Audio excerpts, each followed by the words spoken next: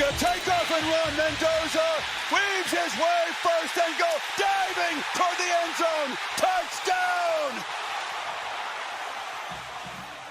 Well, it's hard to stop re-watching that play, that iconic play, a magical moment in Indiana sports history.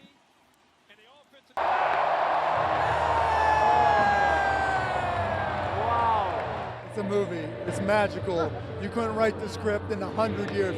And it literally was a script, you know, a championship that was decades in the making. IU grad and billionaire entrepreneur Mark Cuban taking it all in. He's played a big role in helping to write this script. Cuban opening up his checkbook to help propel IU football to a national championship in this new era of NIL. No one knows the exact amount Cuban has put into IU's athletic department over the years and more recently, but it's safe to say rather substantial. Hello and welcome to Inside Indiana Business. I'm Gerry Dick. For decades, college football's biggest winners have been the biggest brands, the richest programs. But IU has just flipped that script, and some suggest the new sports business model might be opening the door to other programs that have been playing in the shadows. He's going for the corner. He's got it. Fires to the end zone. Touchdown! Alabama wins! And after all that, it's Ohio State together at the mountaintop. College football has been a sport ruled largely by blue bloods and big budgets, but that may be changing. In the old days, if you weren't playing for one of those schools, you probably didn't have a chance to win the title. IU Columbus Associate Professor Ryan Brewer tracks the valuation of college sports programs, which he says is soaring in the new reality of college football. Blocked! Indiana blocks the punt and falls on it for a touchdown!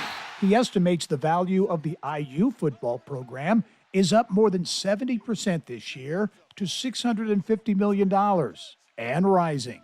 They are currently, right now, as we speak, increasing the value of their program. That outcome on Monday night was special because national titles don't have an expiration date. You can look back on national titles and they add to the coffers and they stay. The 2026 college football national champions. NIL and the transfer portal, college football's new business model enabling new blood to join the blue bloods.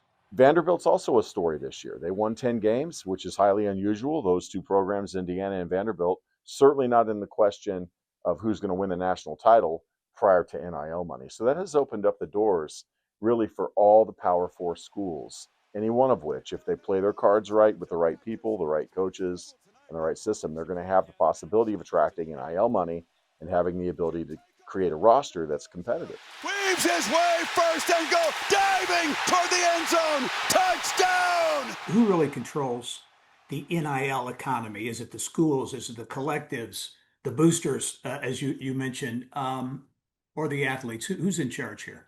Well, I think it's the agents, Gary. The boosters and the schools fund it, but it's the agents who are dictating who goes where and who does what. And that's problematic because they don't necessarily always have the athlete's best interest. Longtime Sporting News columnist and Big Ten Network analyst Mike DeCourcey questions whether the new normal is sustainable at its current pace, but believes there is a long-term solution that so far has been resisted.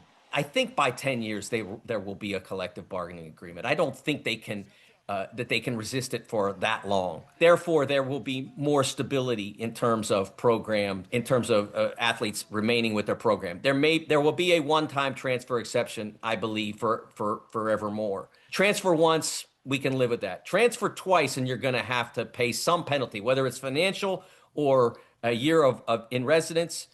There will be, but that will only come when they get to the collective bargaining stage. They will not be able to impose that until they embrace that. To be sure, the college football world is being forced to call audibles as it adjusts to new economic realities and stares down some tough decisions. The problem is going to be, I think, for the smaller schools outside of those Power Four conferences, like Ball State, like Northern Illinois, like Western Kentucky, that are going to have trouble trying to cash flow the new structure. And there could be some additional changes that we might see in the years to come. On three. 1, 2, 3.